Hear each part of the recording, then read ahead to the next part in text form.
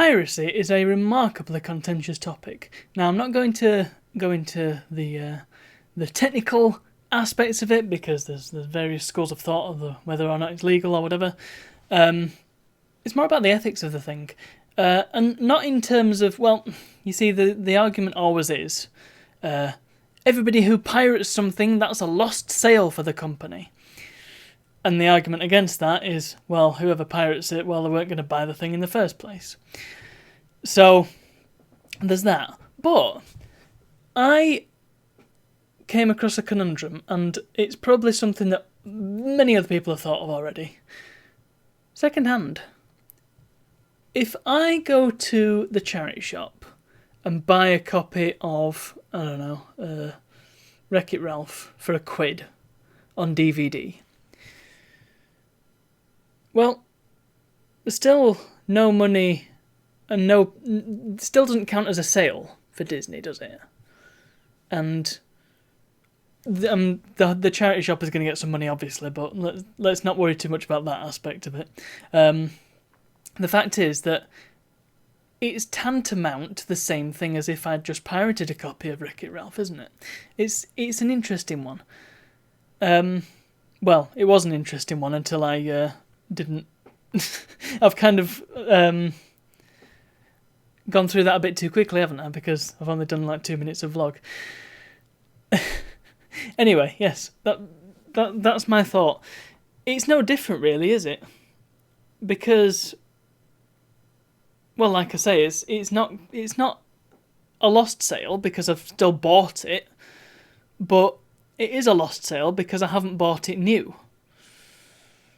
So, by rights, second-hand shops like CEX are just as legal as piracy, whatever way you may see that, and realistically just as ethical, because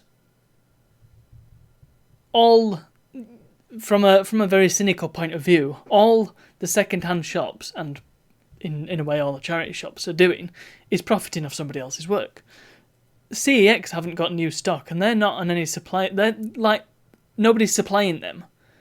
As in the film studios and the distributors, they're not supplying them. So at no point does CEX's profits go back into whoever made whatever they're selling. So, like I said, Disney is not going to see a single penny from my copy of Wreck-It Ralph that I bought from the charity shop.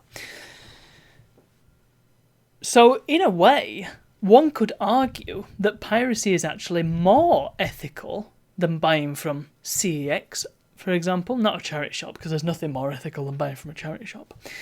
But to use CEX as an example, it's one of the biggest, in fact, the biggest second-hand chain in the UK. It's not the only one, but it is the one that everybody thinks of. They often overprice stuff as well. But my point is, one could argue that it is more ethical to pirate something than to buy from CEX, because at least when you're pirating something, nobody's getting any money. So CEX, again, from a certain point of view, don't need that money because it's not theirs to have. Am I wrong? I mean, the thing that you're paying for is the physical item itself. And in terms of ownership, that doesn't really make a difference. Obviously, it's nice if you like to collect things, and that's not really part of the argument. The point is, you can either own it, or you can own it, but for free and in higher quality.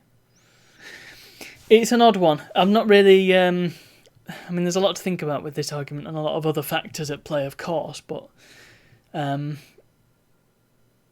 the end result is the same, isn't it? In both situations, you get a copy of Wreck-It Ralph. The act of buying it second-hand, it's neither here nor there, really.